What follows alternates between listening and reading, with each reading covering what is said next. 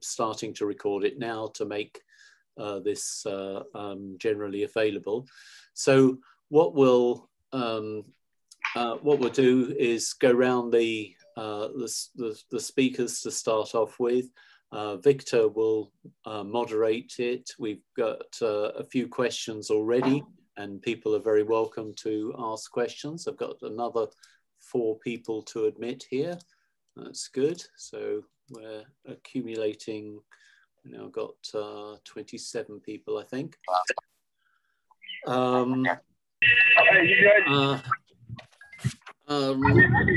So yes, I'm Rod Rivers, and I run the Deep Decisions project and also AIethics.ai, which is a general resource to support people working in artificial intelligence efforts.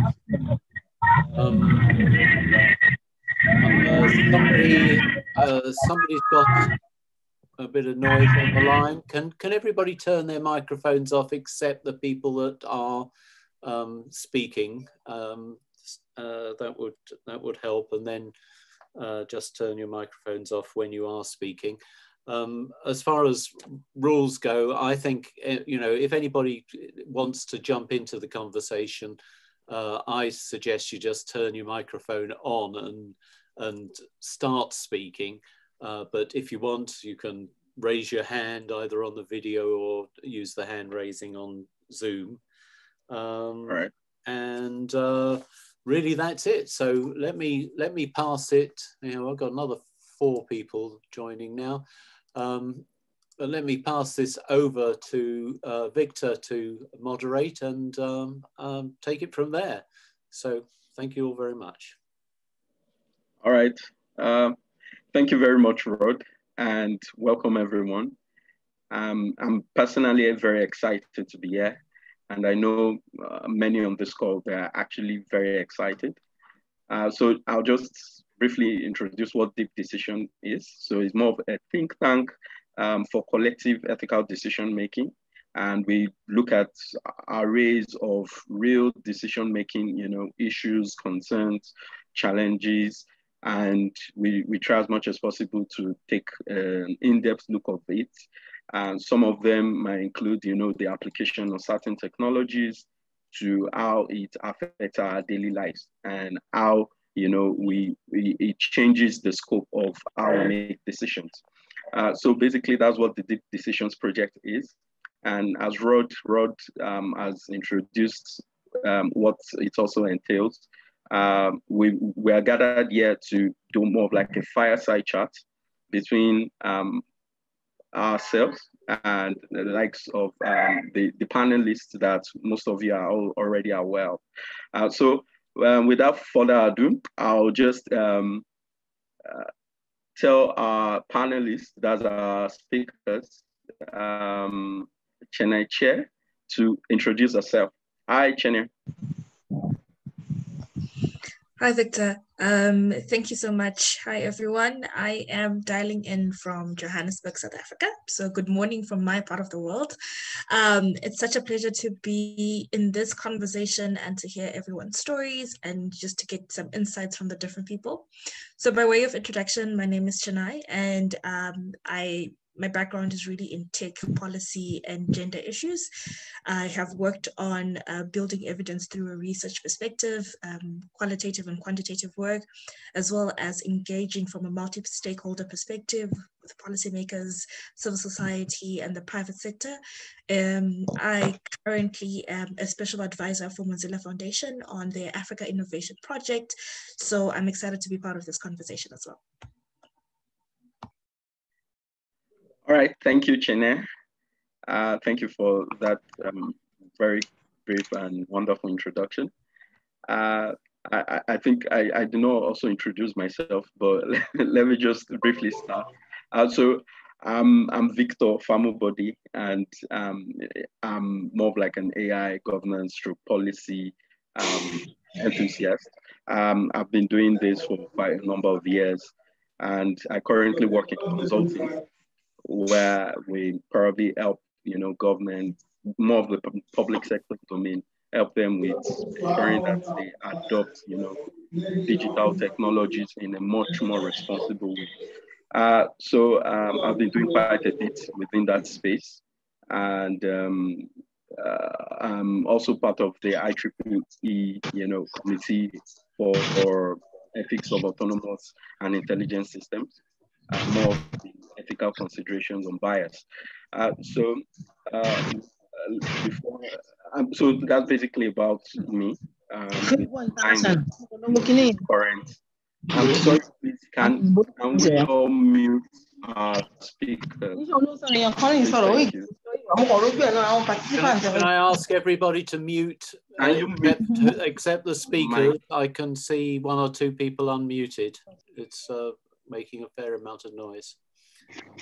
Okay. All right. So I'm just going to pass the baton to Favour. Hi, Favour. Hello, everyone. Can everyone hear me? Yeah, I can. Okay, my name is Favour Borokini. I am from Nigeria. I am very happy to be here this morning and to see a lot of familiar faces, and I'm so happy that there are a lot of us here who are interested in furthering the conversation on AI ethics on the continent. I currently work with Tech Hive Advisory, a Nigerian tech advisory firm. As a research associate, I research technology policy generally in Nigeria and Africa. I also work as a research fellow with Policy, a Ugandan tech advisory firm as well. At Policy, I've had the opportunity to work on a lot of projects related to digital rights generally, and how digital platforms affect women specifically. And I'm very excited to be part of that work because I'm very passionate about women and girls online. And then I also intern with Ethical Intelligence, which is a UK-based AI ethics startup consulting firm. We offer consulting services to companies, organizations seeking to deploy AI products or services. So I'm very happy to be here this morning, or this evening. I don't know what time it is, wherever you guys are. So hello everyone, and I hope we can learn a lot from each other today. All right, thank you very much, Favour. So you're welcome. Hi, Connor. Yeah, thank you. Hey, Victor. Hi, Connor. Hey, good morning, everyone from the UK. Thank you so much for having me on here. Great to see some familiar faces as well. And I'm also excited to learn, excited to talk about a very necessary conversation today. So a bit about myself. I'm currently a third-year philosophy student, but I'm usually in the UK, but this year I've been fortunate enough to be studying at the University of Granada in the south of Spain and studying politics, which has been fantastic. And I study politics there, but I'm a philosophy student when I head back to the UK. And mainly philosophy is how I got interested in AI. And it was very much a South African father moment where I said I wanted to study philosophy. And then my dad looked at me in the face and said, okay, well, where's your job? So I said, yeah, okay, fair enough. And this is where I looked into getting into AI. Ethics has always been my favorite part of philosophy. And when I saw that this kind of a topic that can be so fundamental for the future of humanity and also for the African continent, I sort of just jumped at the chance. So as a result, I got involved with the Montreal AI Ethics Institute, where I'm the partnerships manager, and I mainly look at sort of building relationships with external companies, external organizations, and setting up some conversations just like this. And one of my favorite ones I've done so far is I did it with RAIN Africa, so Responsible AI Network Africa. And we had a fantastic chat about what the future of responsible AI looked like in different African contexts. And it's great to see some familiar faces from there as well. And then apart from that, I'm involved in our learning communities, as well as producing some research summaries and some dictionary definitions that we have going on as well. And so it's been fantastic to be able to grow in that space and to be able to concentrate my efforts into what I'm really passionate about. And that's mainly the crossover between Ubuntu ethics and artificial intelligence. So I'm looking forward to perhaps touching upon that today. Okay. All right. Thank you very much, Connor. And thank you very much to the speakers, Favor and Chene. So basically, the old idea of us coming here is for us to actually, reason or chat on some of the, the key concerns around AI ethics. And maybe some are actually quite new to this particular subject. So AI ethics just looks at range of cases or issues that border on the use of artificial intelligence and certain domains. And so these issues range from privacy to bias to discrimination and security, also security issues. So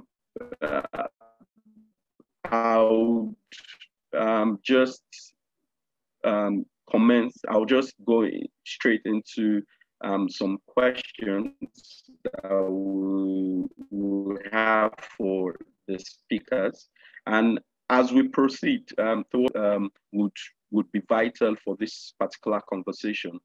Please feel free to notify us by probably raising your hand if your video is on, or if not, you can just hit the button where you can hit the hand raise button for us to actually give you the floor.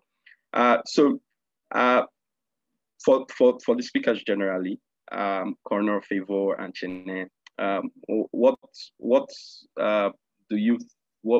your perception or what's your perspective on AI ethics in Africa generally?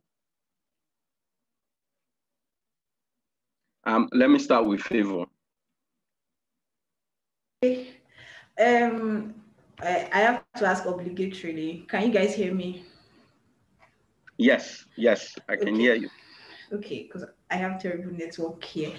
Okay, well, when I think about the topic AI ethics in Africa, I think about the fact that very often nowadays I am beginning to hear and see a lot of discussion about AI in Africa, its deployment, how it can be used in different areas, medicine, transportation, education, and so many other ways, of course.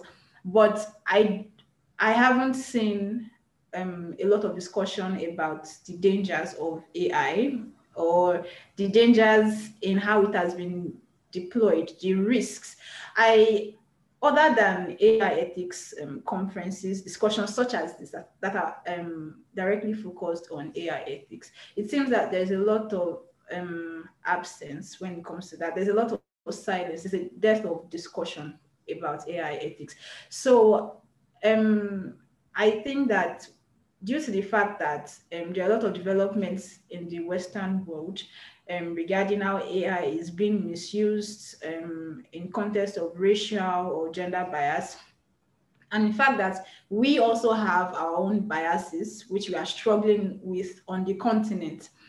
No discussion about the deployment or usage of AI in Africa should exist or should happen without a proper discussion of our own biases, because as we've seen, AI or machine learning algorithms merely replicate our biases. They shine a mirror on what we are exactly the way it is, and then they multiply those effects without any sentiment. So I think that when we say AI ethics in Africa, this is what comes to my mind. Thank you.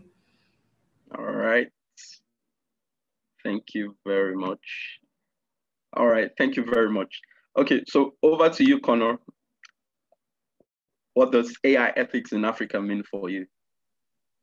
Yeah, thank you, Victor. It's a fantastic question. And the first thing that pops to my mind is the particularities of different African contexts. So for me, I think what can potentially be lost when we say the African perspective of AI or the African outlook is the diversity and almost sort of particularness of different communities within the continent and how they could potentially view and suffer from the different sort of perspectives and different actions that an AI could enact. So I think for me, when we say AI ethics in Africa, I think of particularities. I think of different communities and how they would differently view AI, and how AI in terms of ethics needs to take into account the different outlooks, the different needs of these different communities. So I think of that AI ethics can't be a general term for the continent, but I think that such a term is necessary for consideration, not only because this will have a different approach to AI ethics in its entirety, to the Western Hemisphere, to the Western side, to the Eastern, but also in terms of how the history of the continent has played out as well. So I think with my study of Ubuntu, I think that AI ethics takes on a whole different outlook within different African contexts than, for example, in the West. So that's what I think. All right. Thank you very much, Conor. Thank you. Chineye. So, when I think about this AI ethics conversation, my concern is often who is actually leading this conversation and where are these conversations taking place? Because, so for me, it's that critical point in terms of, like, rightly so what Conor has said and Favor has said prior to this, in terms of thinking about what does it look like from an African context, which values are going to be drawn in from that African perspective. And for me, what I found is that the conversation has been picking up, but has been picking up more so because someone is saying it's time for Africa to have the conversation, right? So if you look at, like, the funding of the conversations, last year, I know UNESCO has been pushing AI principles, and they held a gathering which brought in different stakeholders to actually then think about what do the ethical principles look like from an African context. That was a closed conversation that was on an invite basis only, which already means that you're excluding anyone who is already using technologies such as Facebook systems or Twitter systems or any other systems where AI has been implemented, especially civil society or civil society that works on social justice issues. So that for me is kind of like the criticism that I currently have, is the AI ethical conversation is coming from a place where it's being directed, not more so homegrown. So again, in thinking about AI ethical principles, the question for me is also around what are the values that are being placed on AI? And this is where we find that most of the ethics may actually be industry driven. So in the research that I did for, I was a tech policy fellow for Mozilla, and I was trying to understand the artificial intelligence landscape in South Africa, but with a broader understanding of Africa. What you find is that from an industry perspective, the finance sector is rolling out artificial intelligence, and they actually have their own standards and ethical standards that they work with. They're actually going to then deploy European and US-based ethical standards that work with the market that they want to engage with. So the question becomes, for me, in thinking about this conversation around AI ethical principles, are they, if we take on the African model, which a lot of people have been pushing, the Ubuntuism model, is this something that the private sector that is hectically developing these systems actually going to adopt, or are they actually going to rather fit into the European model because the market that they want to engage with is more global? So although I'm being quite critical, the conversation around AI for me is really still starting up. So there is room for the African community to influence it, but it does require a lot more thoughtfulness and provocative questions, and also to really be quite critical. I think we have a lot of principle conversations that are going on, and a lot of ethical conversations that are going on. The question becomes, like, which one is going to work? Or where should the starting point be when it comes, especially when it comes to artificial intelligence? Okay, all right. Thank you very much, Chineye. And I think based on how you started, the way you perceive how AI ethics in Africa should actually go, you mentioned a very critical part, and that actually addresses the who. And this actually comes to my second question. And the question is basically, so in Africa today, we have different players, even globally in different continents. We also have different players that are involved across the value chain of how AI, is being applied or is being deployed. So from your own understanding, that's Chinne, who do you think should be in the best position to warn us around AI ethical issues? So should it be Shoners? Should it be the researchers, or should it be politicians, because they're very good with talking?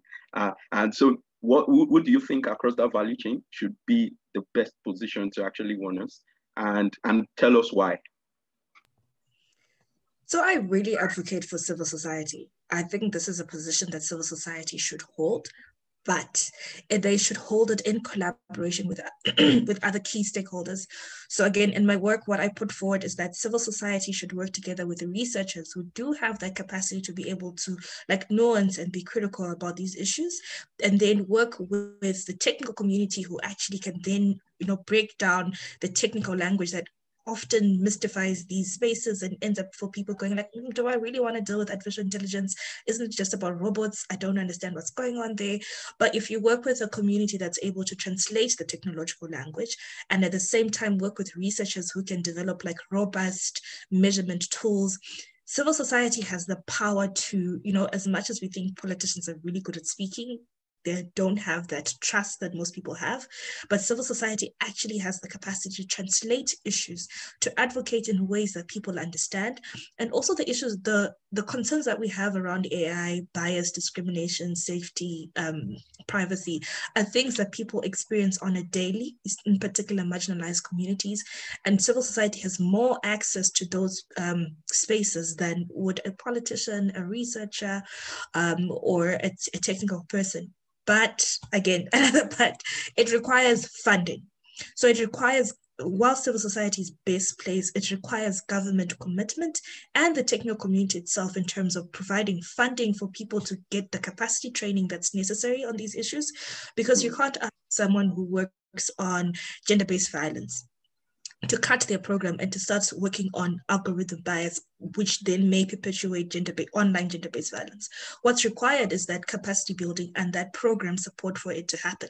So for me, when I think about who is best placed, I think civil society right at the front, but each key stakeholder has a role to play based on what they're really good at and should be able to sustain such programs from an African perspective. All right, thank you very much, Chinne. So Connor, to you, who do you think should be in the best position to warn us of some of these AI ethical issues? Yeah, thanks so much, Victor. Shonai basically stole my point, which isn't fair. But no, I was going to say exactly the same thing, and it's mainly my focus on civil society and the citizens of the locality in which the AI is going to enact itself, basically, in the sense that without the citizens' input, without the necessities, the worries that citizens, local residents can provide to researchers, AI is not going to adequately represent them in how it enacts and how it is distributed and how it is put into place as well. So I think the key for me is it's almost like a chain. So if the researchers put in the hard yards to fully understand, fully commit to sort of understanding and sharing in the point of view of the community, they can then best represent them in terms of producing a work that then informs policymakers and politicians. And the same with politicians as well, as Shonai mentioned, with government commitment. If the government commits to understanding what its sort of localities actually care about and how it can actually affect them, they'll be better able to be their voice and use their platform to better communicate the potential issues that the AI ethics world can bring up. And then this then affects policy and how that is then represented. So I think in order to enact the change that we want, it has to very much come from the ground up in order to best understand the situation and what is most important. Okay, thank you very much, Connor. So over to you, Favor. Okay. Yeah. Can you? Okay. So, well, my first. Yes. Okay, my first knee-jerk response will be not politicians, but I think that politicians also have their place in a way.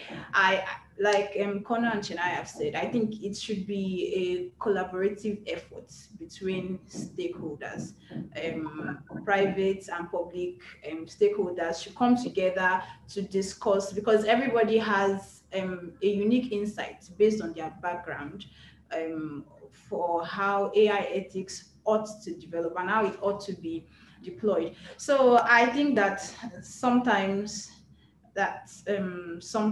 researchers or policymakers might be far removed from society, for instance.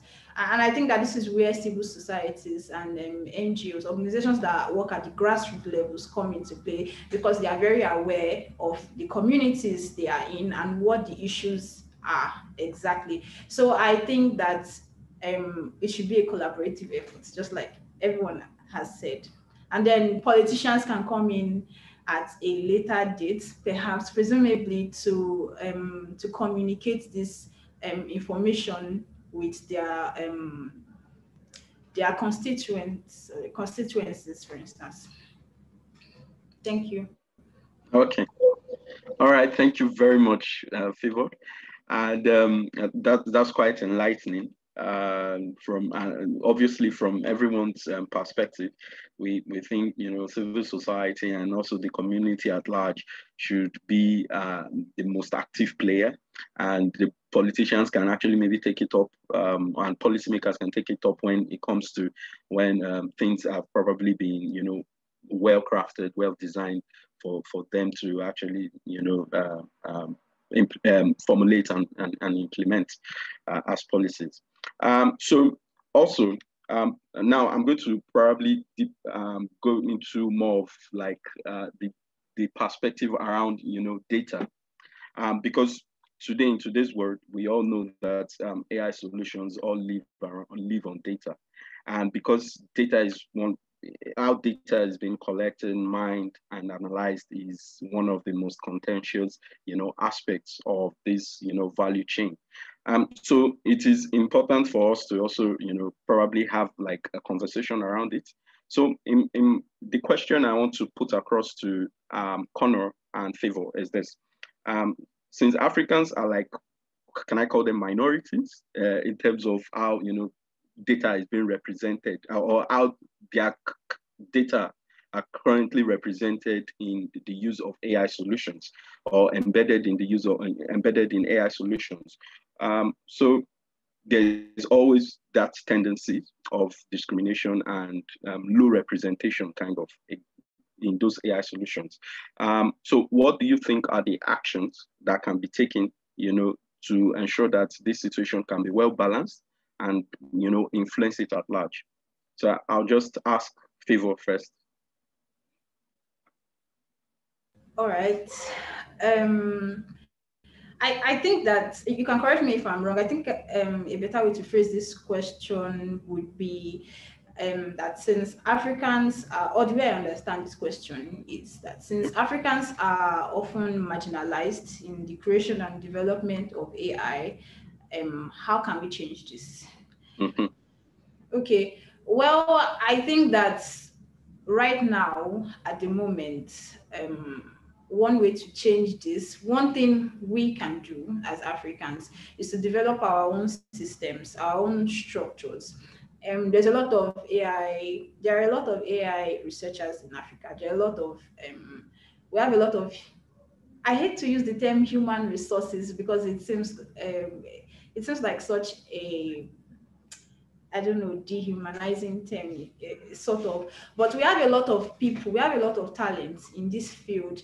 And I think that developing our own strengths, developing our own people will ensure that we have a voice, that we have a say, that we are not marginalized. I think that I read, I think a few weeks ago, that a while ago, a group of researchers in medicine, I think, came to a community in Kenya to get some DNA samples. And they went ahead without any permission from the community leaders and basically just got blood and tissue samples from some of the oldest members of the community.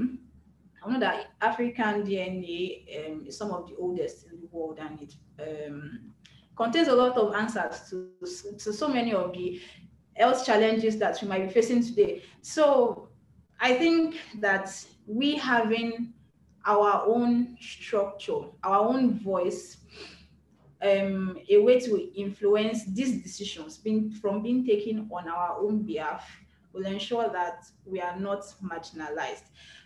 I think in the meantime that this might involve collaborations between African developers or AI ethicists from Africa working with Western origin already existing structures in the West. I think that could be a way for now in the meantime, but I think that in the long term we should begin to think about how we can create the structures that are by us, of us, and for us. I think that this would be the way out. Thank you. All right, thank you, Favor. All right, Connor.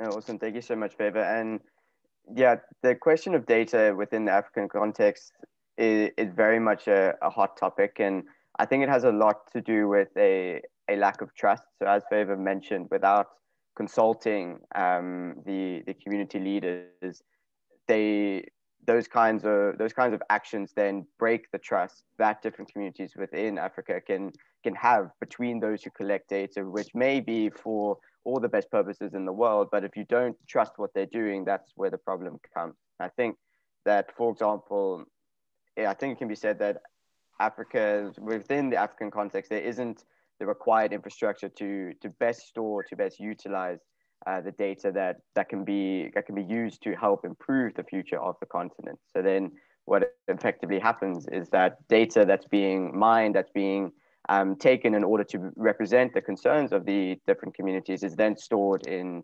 Europe or in America. And I think that what then happens is that, okay, is there a trust? Is there a relationship between those who have their data stored in those places, or is there not?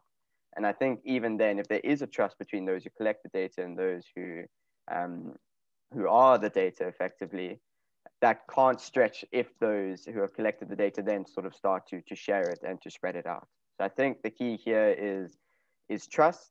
And I think that the way forward is for now to build that trust between those who are collecting the data, but then also to eventually develop Africa's own platforms, different communities' own platforms, in order to make sure that the concerns and the understanding is sown into those kinds of platforms from the beginning, rather than, let's say, a Western model with Western almost ideals come into the continent with the best intentions, but without knowing the context. So for example, while going to those Kenyan communities without consulting the leaders, I think sowing that trust and sowing that understanding to build up Africa's own platforms for future collaboration will be the long-term solution. All right. Thank you very much. So I think it's pretty clear. Where we should actually be looking at is more of a trust conversation, and I think it's clear. We are very clear on it. So my question goes to Chinne, Favor, and also Connor. Africa, we believe so much in community, and that's community building and community values. So based on this, we know that values play a critical role for how AI ethics is being integrated into the systems. So what do you think are the best suited community values that you think can be embedded in AI ethics for Africa? So I'll start with you, Chinne. Thanks, Victor. I think just building up from the previous question and what Favor and Connor's already said, a key value for me, which may not really be African, but it should be, is around transparency.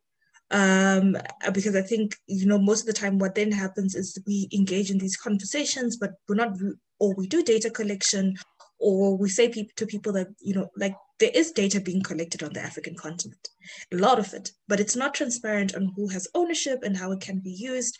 And also really reflecting on the tech startup community and the private sector who hold a lot of this information, but there's no transparency.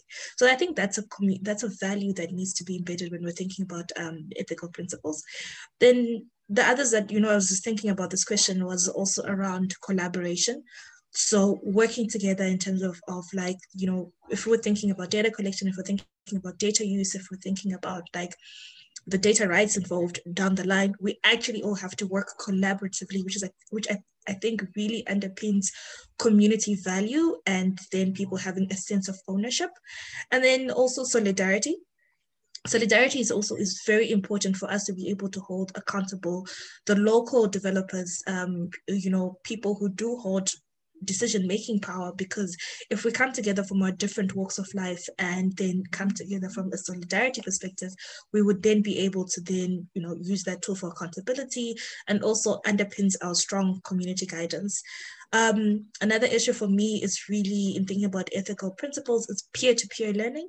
So it's one of those things because, you know, there are a lot of ethical values, like I pointed out right from the beginning. We're all having these conversations, but what's important in order to foster that level of community is also that we teach other people and we learn from other people. So that peer-to-peer learning of people in these spaces, thinking about how does a particular principle, how can it be applied in a community? And how can it be applied in a community where, you know, there are different values. I'm speaking from a feminist perspective, existing in quite a patriarchal community where the values more so, you know, men are more so valued. They're the ones that we've been championing to get into these spaces, but we also need to be critical and thinking about those issues, right? And then also, I think a key principle which may actually more so help in translating these principles from that community perspective is around ownership. So we need to have a sense of ownership of the work that we do, of the way in which we engage, and also just generally thinking like, you know, it's not just data that you put out there. The data comes from somewhere. It comes from us. And most of the time when you speak to people, they're kind of like, yeah, I know, I just accepted something and then it happened. But it's quite important for us to push that value of ownership so that on all of the principles that we're developing, people feel like they can have a sense of ownership over their data. So yeah, so those are the values that I think about. Okay, thank you very much, Chene. Before Connor answers the question, you can also go to, you can actually visit the chat box. There are resources. Chene has been able to, you know, provide some valuable resource on, you know, data needs. So you can actually also, you know, click on those links or one of those links and check, you know, just to broaden your perspective and knowledge on this particular subject. Okay, so Connor, over to you. Thank you, Victor. And here I would think is where sort of some parts of the Ubuntu philosophy can come in. I think the main sort of ethical value, the main ethical practice that Africa can bring into this, that different African communities can apport to, is this sort of feeling of the humanistic aspect of AI. So as Shanae sort of commented on, we are the source of the data. So I think that when you think about this humanistic aspect, when you think about the communal values that different African communities can bring, I think that's when you're able to better realize that why are we creating AI, who is it for, and how is that to appropriately take into account the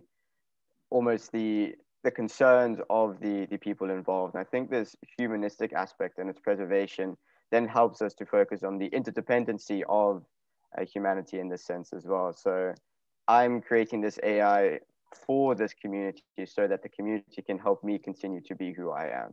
And I think that's sort of one of the essences of the Ubuntu ethics is I am because we are. And I think that when you're constructing AI, you have to focus on the we in order for you to be yourself, in order for you to exist, in order for you to go on with your life. And I think that by taking this individual perspective away and focusing on the communal, we'll be better able to preserve the humanistic aspect and better account for the kinds of biases and troubles that can bring, or that the AI space can bring, and then better create an AI future.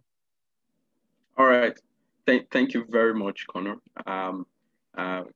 This is very enlightening. I don't know about our audience. I hope you are all, following the conversation and enjoying, the rhythm at which some of at which the speakers have been able to analyze some of these big issues. So my Connor and Shanae, also Favor can chime in here. Hello, Favor. Hello, can you hear me? Yes. So, okay. Yeah, so you can proceed.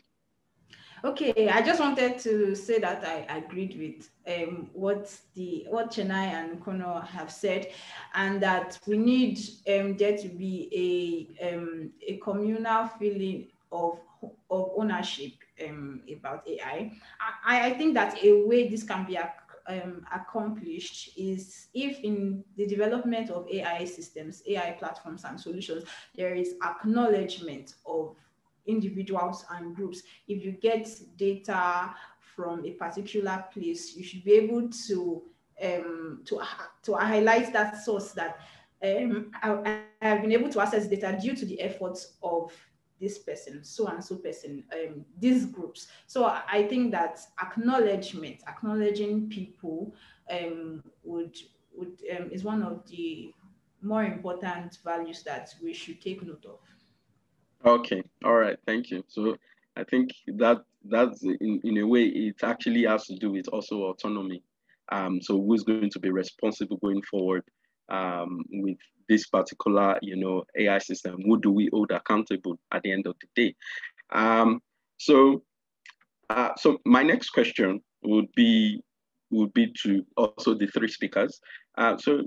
Given that algorithms bias is actually a very enormous challenge in today's AI applications, do you perceive any advantage that Africa has, over this knowledge and evidence that has been built up about biases in AI?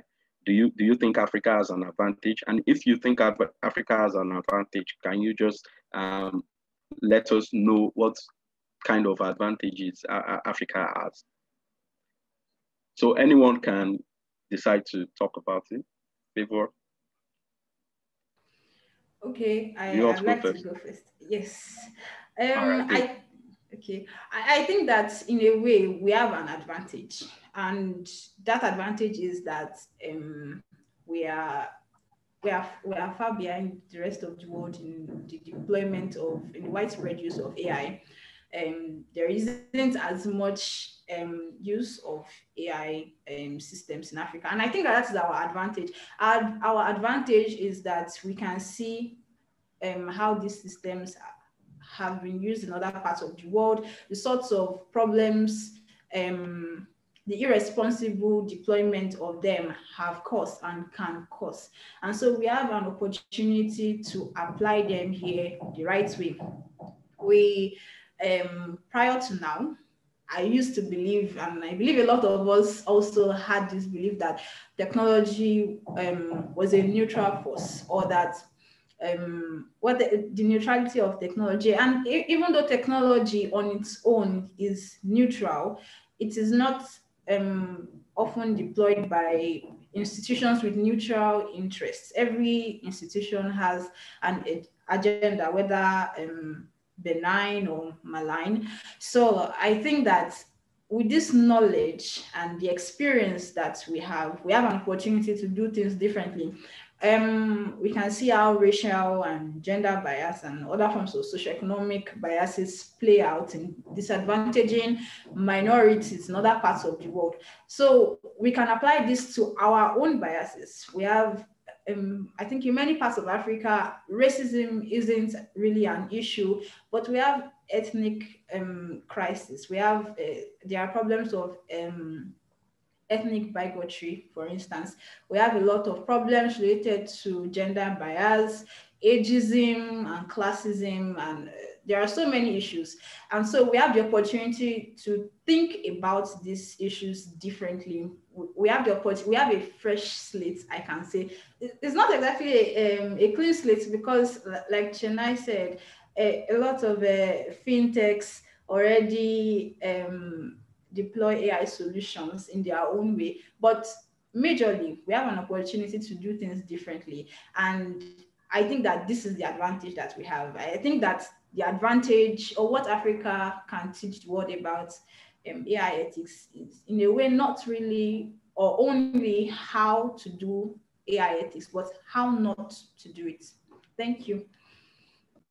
All right, thank you very much. Just to acknowledge Zina. Zina, please, I'll soon give you the floor. Maybe after Connor and Chennai have probably answered this question. So please just stay close to your laptops or your devices. All right. Yeah. So Chennai, I'd like you to probably, chime in here.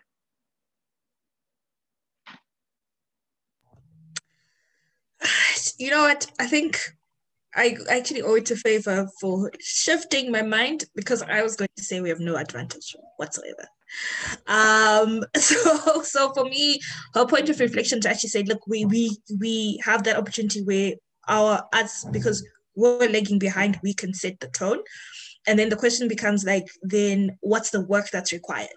How do we ensure that a lot of policy conversations are happening in like Nigeria, South Africa, and Kenya, that may shape the way in which AI ethics may be engaged with. And I do know that there's a lot of, say, for example, from a data protection perspective, the Data Protection Network Authority is really looking for something that's uniquely African. So I guess in the point that Favor raises, and acknowledging that she's shifted my mind slightly on this, I do think then that the work, the advantage is more so because we're having these conversations at a very early stage. We actually can then be able to influence those in positions of power and influence. But the question is, again, like the point that I really stated right from the beginning, is that we would need to shift who is directing the conversation.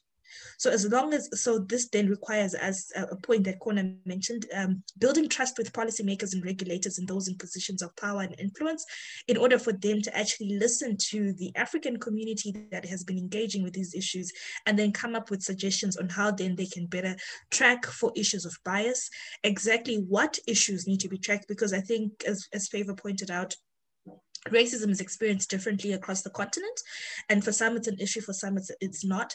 But the issues around injustice are common, especially from a gender perspective, from a youth perspective, from a class perspective. So these are the things that the European context may not have been dealing with. So now we have that opportunity to actually then be able to design assessments that take into account class issues, that take into, based in historical context. So thanks, Favor, for shifting my mind. I do think that it's possible, but it's only possible if we take into account our context, be able to build trust, and actually get the people in positions of power to listen to the people from the African continent. All right, thank you very much. Okay, so Connor, we go to also chime. Yeah, thank you. And it's exactly how sort of Favor and Chennai have mentioned. It's being able to communicate the experience that the people within the continent can attest to. So I think when you're talking about algorithmic bias, I think what can help solve that is an understanding. And I think where Africa has the advantage is that there's so much diversity of thought, of experience, that communicating that can then help influence how those algorithms are designed. So I think it's when you have the advantage in order to basically communicate what you experience, is where you can actually influence the AI design process. And I think within the sort of different African contexts, that what the advantage is that you can communicate this, and as well is that it's a clear example of a different experience. So I think Africa is not, with all of its diversity of action, of necessity, it's not like Europe, it's not like Asia. And I think that's where the advantage can also come in. It's being able to communicate how a different outlook can actually sort of manifest itself. And I think with that, you're able to properly influence and properly start to take steps towards reducing algorithmic bias by allowing those constructing those implementing these sort of algorithms to better understand the context that they're putting it in. All right, thank you very much. So over to you, Zina. You've been sorry to actually delay you. You've been raising your hand, so you can actually join the conversation. Okay, thank you, Victor. Hello, everyone. My name is Zaina. I am a North African data scientist based in France. What I wanted to say, in fact, about when we talk about the values about AI ethics, for me, as a data scientist, I see AI simply as data that you need to take insights of using algorithms, and in order to serve a certain, like to answer a certain question, a certain need. So for me, when we talk about ethics, we should like classify it into three parts.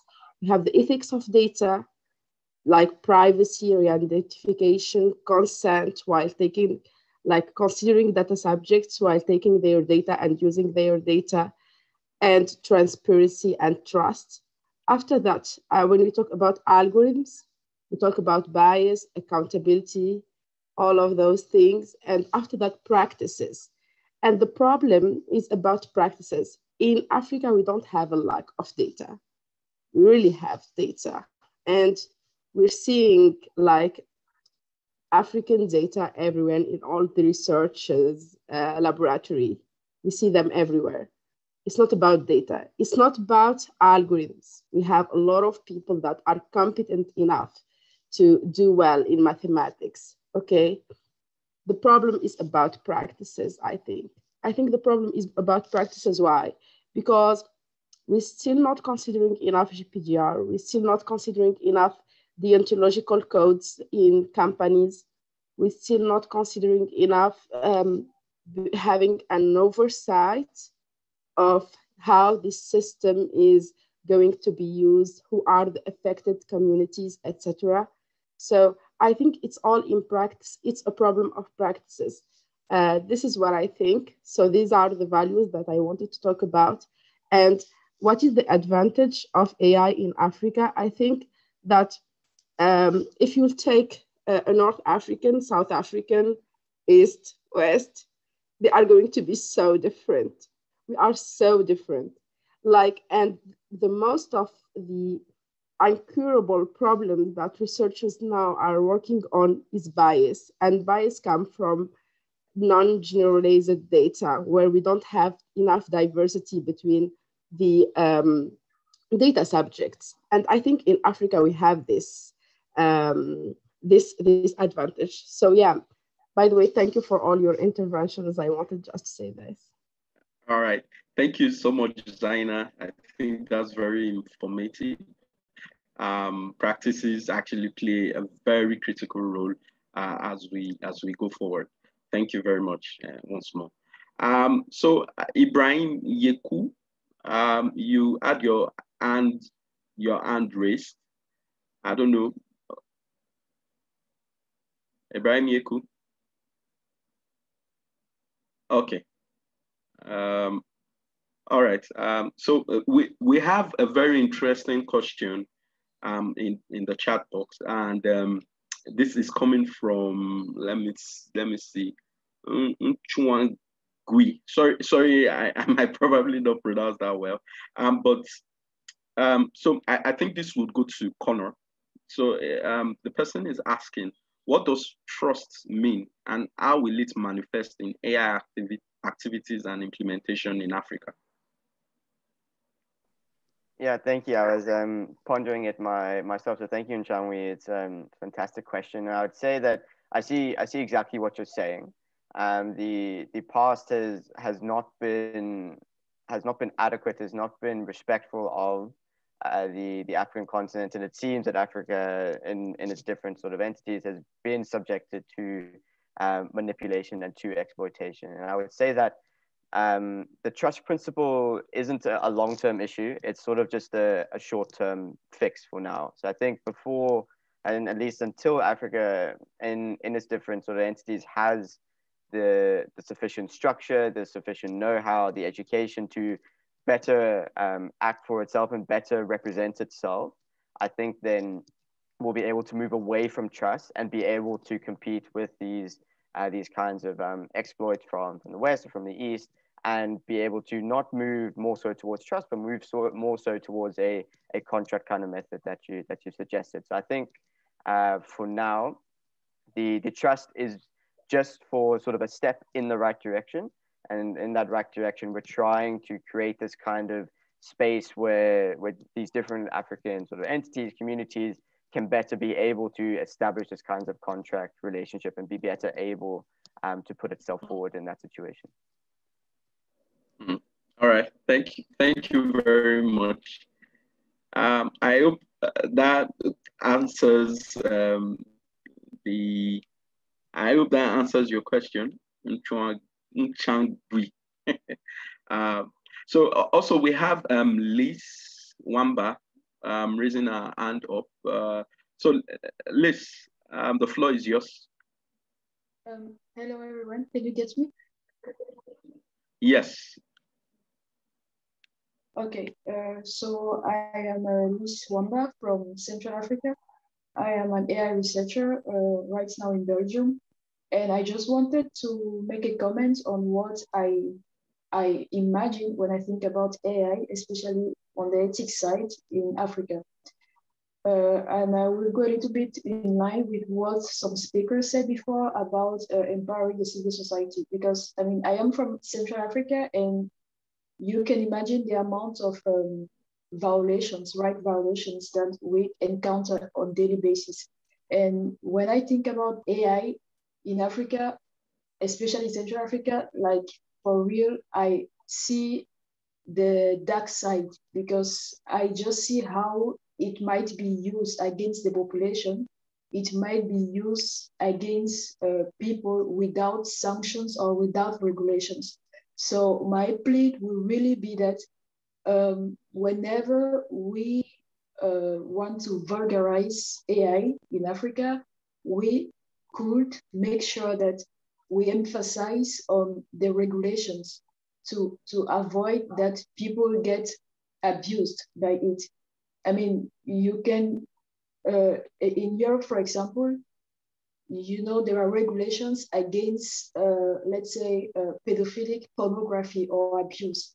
But in Africa, you don't really find those regulations, and you encounter more and more videos of little children being abused on Facebook without people being really, without people knowing, or even those who post it, they just do it in blissful unawareness, and it's so heartbreaking. So yeah, I will really say that I hope we also not only vulgarize the benefits of AI, but insist and emphasize on the regulations and on all the harmful effects this can have. Thank you. Okay. All right. Thank you, Liz. Thank you very much. So I'll probably like to ask this question. Going by what everyone has said and contributed so far. So from your own understanding, that's for the speakers. What do you think the way forward is? What's the way forward? So should we be? You could look at it from what kind of ethical methods can be, developed by African that African organizations can probably adopt to, reduce the potential harms embedded in AI systems. Or also you can look at it from, the general rise of algorithmic auditing too. So from your own understanding, what do you think the way forward is? So this is to all the speakers. So I'll go with Chennai first. Hi, Chennai. Hi, Victor. I was just wondering if I can also respond to the question that just came up in the chat. Yeah. Okay, cool. Yes, please. Yes, please. So I'm going to respond to Astrid's question and then roll into thinking of what can be done. Okay, there's a new question. Okay, please proceed. I really love the interventions that came from the floor, because those are the critical things that we really need to think about in terms of like if we're going to be advocating for AI. And I really come from a very critical place of like, I don't like tech solutionism. Let the technology only be implemented if necessary and when it works. So to respond to the question of where or who is the regulatory power in Africa, the power resides in so many different places, Astrid. It's really at the national level. You find, say, for example, I reside in South Africa, so the conversation is really being driven by the government that under the umbrella of the Fourth Industrial Revolution, and this is in partnership with the World Economic Forum. So that's where the power resides around like regulation. But there is a data protection authority and a South African Human Rights Council Institute who would love to be part of this conversation and all these spaces accountable. At the African Union level, the conversation has really been about data protection and privacy. AI seems to be like there are working groups, there are rumors of working groups, or if there are certain people who are in these spaces. So the power is actually quite fragmented. And at a national level, you can have more influence. At a regional level, it's really kind of like that conversation that's still to come up. And I could stand to be corrected by anyone else on this panel. So, and then who does those debates? Financial sector, international community who happen to fund these conversations, and then it happens. To respond to your question, Victor, I think this is something that I put forward and I was trying to figure out in my own research work, like what are the next steps? What can be done? How do we drive these conversations? And one of the things for me, I put out 4 points that can actually be applicable to the AI and ethical conversations. One, in the space around policy and regulation, feeding into the question that was raised, like how do we ensure that policymakers actually understand what the ethical concerns are? And how do we ensure that they're not just jumping onto the bandwagon, but actually locate any of the positions that they put forward in a context-based perspective, and also like the different areas that as Zaina pointed out, like think about like the policy and regulation thing. Then you also then have to think about public awareness. If we do any of these things without raising awareness in the public, what Lisa pointed out about people just doing things, because it's just Facebook and these platforms, we then end up having a case of like, we can have the right ethics and principles in place, but if the public are not aware about it, we've failed our job. And by we, I mean everyone in this conversation. And I think that's also when we raise public awareness, we're able to hold big tech companies accountable, because then people can be like, I actually don't like what's going on, and they can choose to leave these platforms. Because I think that's crucial. People often think that like we're often locked onto these platforms because they're cheaper and they're accessible, but we now have to create the conversation around options. And then another thing for me is research and documentation. The example that Lisa pointed out, I would love, it's one of the most heartbreaking examples, and only when I engage with someone from the Namibia University of Science and Technology did they actually point out that they've been tracking how these algorithms actually bring up this information, especially from an African context. But we need to document these things so that we have a platform to actually then say, we're not just having conversations around ethics from like an abstract perspective. We're having these conversations because this is the reality that we have. And then those people that I talked about who can change the conversation can be fed this information and they advocate.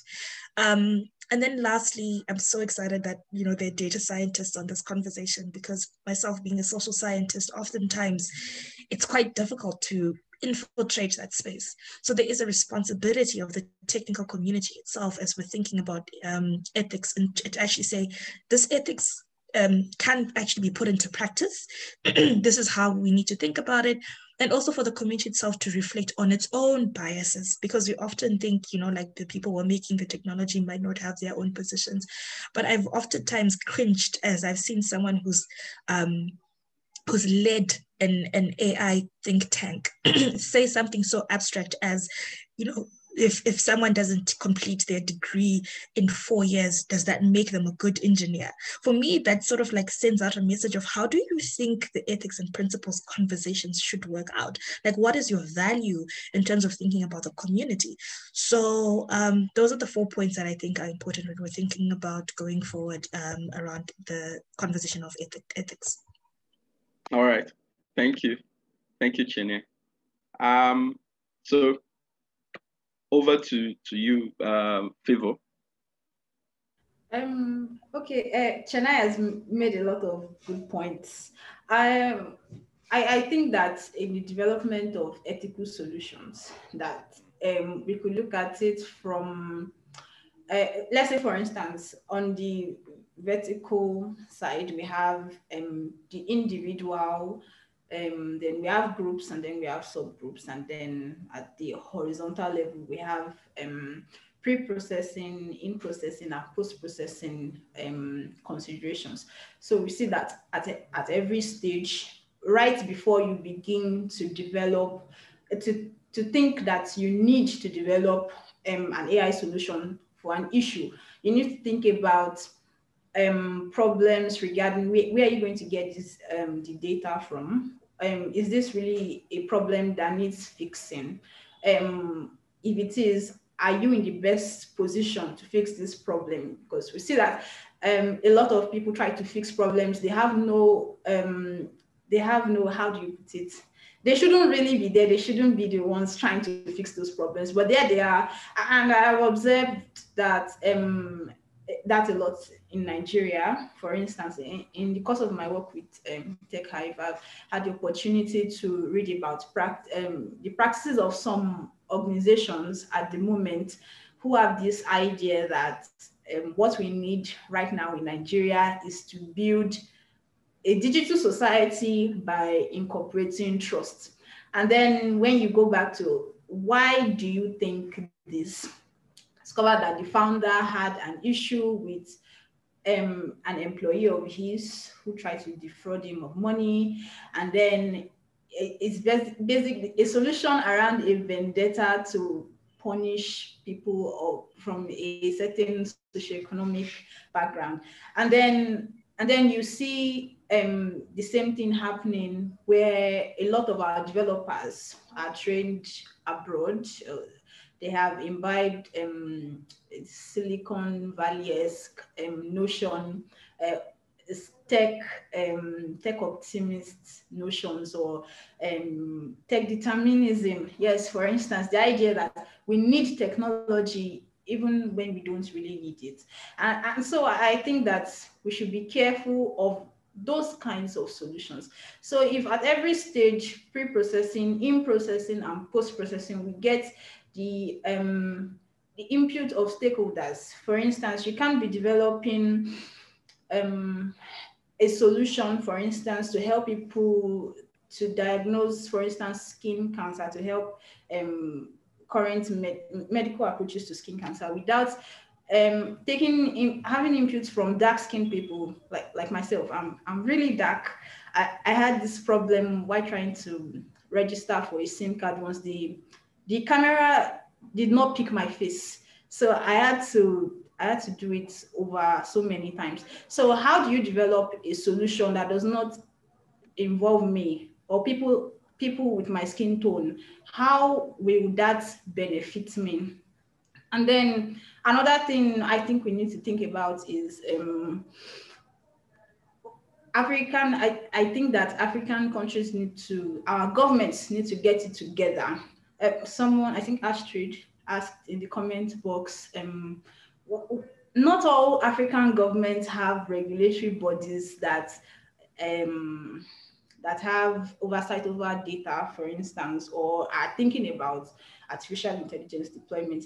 And we need to change that. That needs to change. In Nigeria, we say that you can't innovate yourself out of a dysfunctional system. No matter how bright, how talented the young people are in a country, they, to a very large extent, are still caged in by the structure, the systems that have been put in place by the forms of governance in that country. So I think beyond technicalities, beyond ethics, ethical approaches, and beyond people, or also it is mainly people, but we also need to think about the structures that hold these systems in place, the structures that empower certain types of people. And we need to be conscious about the mindsets that people who have influence over the development of these solutions have. And then bearing that in mind, then we can begin to devise appropriate custom solutions to issues as they arise. Thank you. All right. Thank you very much, Favor. Thank you very much. That was quite enlightening. And I mean, it actually sparked a lot of thoughts from that particular, the way you presented your perspective on the way forward. So I'll just move to Connor. I know Connor has a lot to let out. So what do you think the way forward is? Yeah, thank you, Victor. And yeah, to build on what Favor and Shania have said, I think they've all been exactly spot on, and it's making the different African perspectives known and visible. So I think with almost like with data sets, with facial recognition technology, which I also work on, that unfortunately Favor had to suffer through, it's properly vetting those kinds of data sets. So has that kind of data set been developed by an interdisciplinary team? So not just engineers, not just computer scientists, but also from social sciences backgrounds, and also from almost policy backgrounds as well. And I think by having those kinds of different perspectives, you're able to latch on to different things that you as a person just in a team that think like you would not be able to sort of encounter. So what I brought up in my TEDx talk TEDx Youth talk that I gave in November was that, for example, let's say we're trying to develop a natural language processing unit where we're trying to take sort of speech into text. And from that speech, we've then worked in a sort of European team. And now we're only able to provide sort of the European languages, so from Spanish to French to Italian to Swedish. But then what we miss out on are the rich and almost overlooked languages within the African context, whether Tweedy, whether Zulu, whether Sotho, all those kind of languages coming through that such a European team would not be able to encounter, not be able to think about. So in that sense, I would say that the interdisciplinary sort of outlook over these kinds of problems is absolutely essential. And then with that comes diversity of experience, diversity of culture, and then within that, you're able to properly vet data sets. And by properly vetting data sets, you're able to see how much representation is there, are different communities, are different people adequately represented, to avoid situations like Favor had to go through as well. And the way to do that is to appropriately and clearly bring to the fore the different perspectives that the African continent can bring. And by doing that, you're then sowing this important experience throughout our outlooks, throughout the design process of the AI sort of product or AI algorithm. And by there, you'll be able to start moving forward to inclusive AI, which I think will be essential for moving forward into the future. All right. Okay. Wow. Thank you very much, Connor. So I don't know from our participants. I don't know if you have questions or comments that you'd like to raise, really drawing closer to the end of this particular event, of this fireside chat. But if you have okay, I think okay. So I read one. All right. Hi, Victor. Thank you very much for putting me. Thank you tonight. Thank you, Favor and Connor, again for making very valuable points and providing valuable insight into this very, very important conversation. So, I mean, I'll start out by saying something. I stumbled on a quote a few days ago. It reads like, if you had digital on top of a thing that is broken, you will have a broken digital thing. And I think that sort of vividly paints the picture of what we are currently, or what we're going through currently. And our whole last research, Tech Hub Advisory, trying to map if we've seen the number of data protection authorities we've seen in Africa, and also trying to study their activities. As we speak right now, we have about 17 of them in 54, 55, whichever number you choose to go with African countries. For me, that's not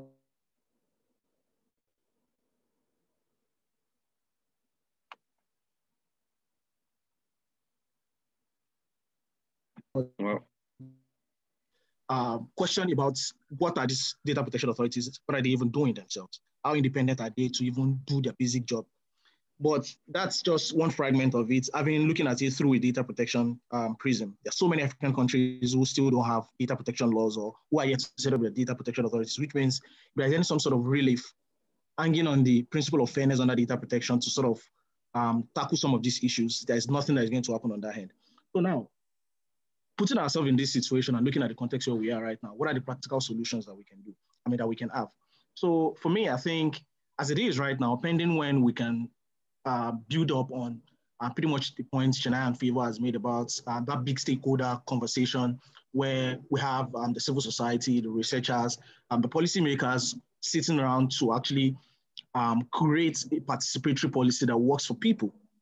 What I think we can also do is pending then we can start looking more, I think also there's so much sort of reliance about what data protection law framework can do, but it's not enough. We need to also look at, even from a consumer protection point of view, should we start even exploring some African countries that have a data consumer protection law, for example? Should we start looking at some of the few provisions of the consumer protection law to sort of extend relief to people, consumers who are actually victims? So Favor mentioned that part of the research we've done here, we've seen some private institutions deploying facial recognition, for example, and all of these things are not tested. There's no impact assessment. We don't know what model they are being built on. The injustice some persons might probably be suffering right now, and they are not even able to speak about it. So I think it's important for us to continue to have this conversation, and maybe at some point we can also follow up with policy action that would now start addressing some of these issues. But before then, I think we should also look at the fragments of the legal framework that we have currently to see if we can actually use the existing framework to also fix some of the malice. Thank you very much again for the opportunity to contribute. All right, thank you very much, Ridwan. This is also very insightful. I mean, coming from a legal stroke data protection perspective, I know some countries are gradually adopting, if it's not maybe a data protection regulation, they are more looking at it more from a privacy law perspective. And I think maybe currently the count is, I think, 22. That was the last time when I saw it on Privacy International. But again, the numbers are still very low based on the fact that there's still so much that needs to be done, especially, bringing on board the ethical framework to things. But thank you very much, Ridwan. And I think Zaina also still has contribution or question. Hi, Zaina. In fact, what I want to insist on is that since we still don't have those kind of regulations, and surely they are going to be done, but we need to wait a little bit, because it's not that easy to implement such regulations, etc. It takes time. So as an initiative, we can data scientists and machine learning engineers and data analysts, data professionals that are working in this domain need to take the initiative maybe. We have a lot of technologies that can avoid a lot of problems that are posing a lot of problems of ethics.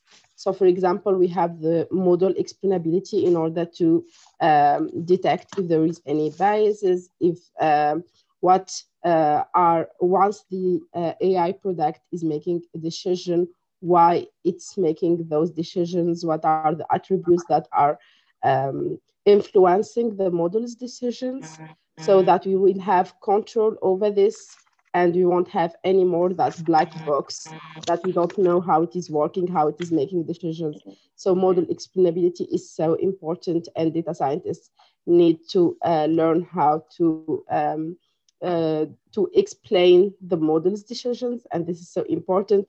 Also, we have a lot of, when we talk about bias, really generally, I do believe that it comes from historical biased decisions that are embedded in the historical data. So, so we don't need to throw that data out, but we can fix this data and clean it from those biases using technologies such as synthetic data, things like this data augmentation, and also, since we still don't have those regulations, it's really the responsibility of data scientists and startups to start by having a deontological code that would organize the activities of the different data professionals so that they would be responsible of what they are doing, what they are using, and for which perspective they are using, and it would regulate their work on a daily basis. And finally, the laws, even in Europe or in America or anywhere around the world, they were inspired from initiatives that were done by companies. Surely we want to reproduce the wheel. I'm okay with that. But I think it depends. In fact, we can't generalize, like laws that would work in Europe, America, Africa, Asia have different problems. So we can generalize the same laws and just take the RGPD like it is. It's really different. So I think it's for data scientists and startups and companies using these technologies to take initiatives and then to propose them to governments that would make them more actionable, should I say, and more formal.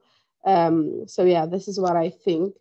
So it's not only the government's responsibility. It's not only the generally we take off the responsibility of data professionals, but they are the ones that are playing with data. They are the ones that are playing with these mathematics formula, and they are the ones that are doing like handling a business problem, and after that releasing a product. So they need to be responsible enough while working. This is what I think. Thank you. All right, Zaina, thank you very much for the information and so much details in there. We have Ibrahim Yeku. I think this will be our last contribution. Hi, Ibrahim. Yeah, thank you very much. Really grateful for this discussion so far. It's been very enlightening. Yeah. And I think we expect to see more of this advocacy until we're able to establish a system for the effective operation of AI across Africa. Thank you very much. Yes, as a compliance professional, I just have an issue around AI ethics. And the first question you want to ask is, whose ethics? How do you determine the ethical standard that should be applicable across the different genres of AI processes? And what are the stakeholder contribution into the development of a functional AI system? The ethical question itself is not something that can be addressed from a narrow perspective.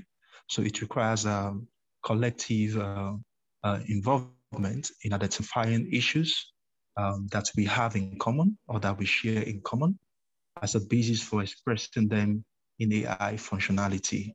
As a compliance professional, it's really, really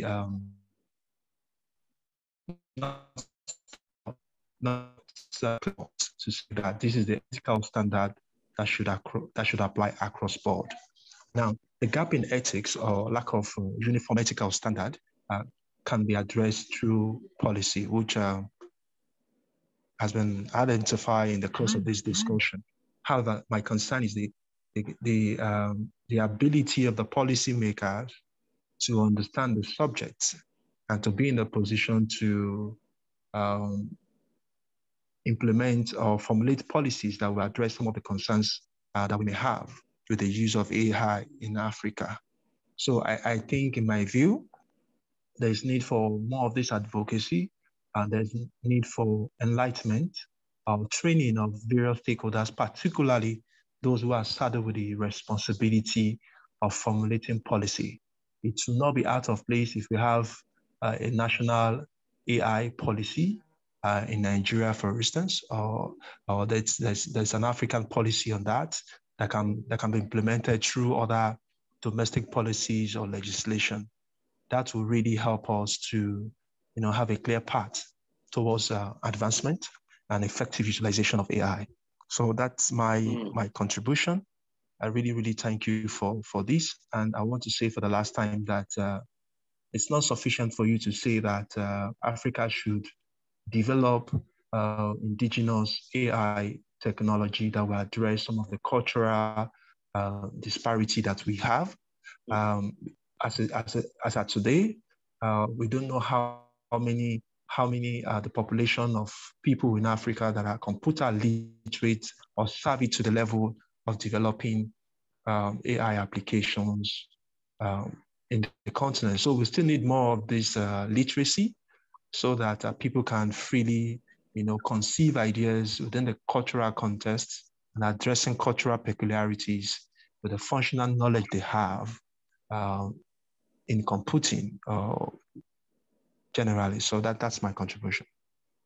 All right. Thank you very much, Ibrahim. The old conversation around policy and compliance, they are very key inputs, especially if we want to go about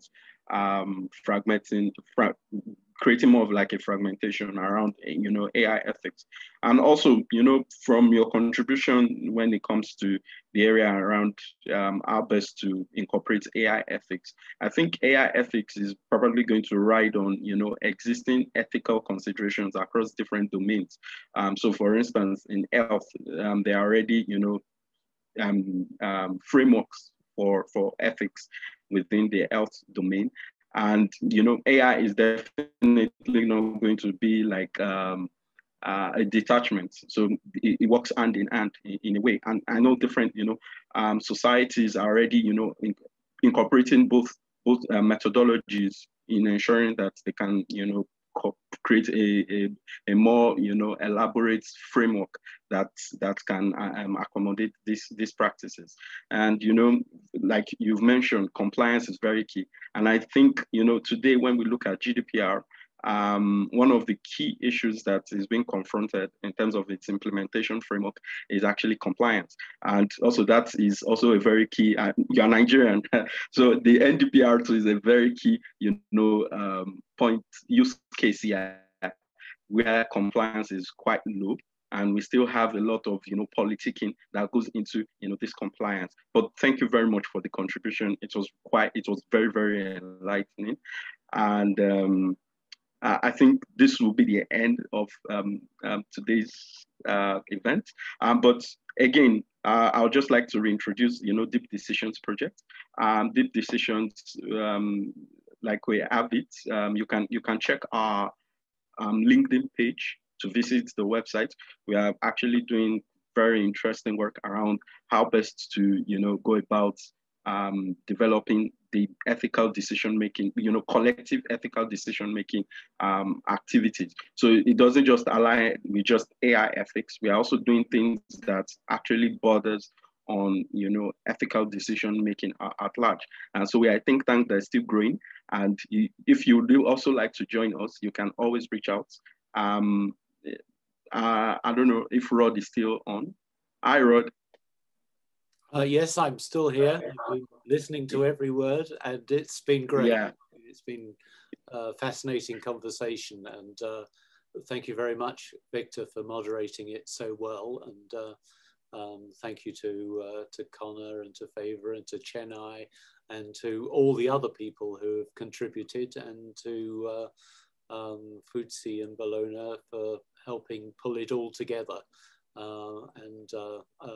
It's been a really great session, and I'm very pleased that we've kind of kicked off this kind of conversation, and maybe the community can somehow keep together, and maybe we can at some stage to be talking about specific ethical cases and situations, and move it from the as it were the abstract into the specific as time goes on.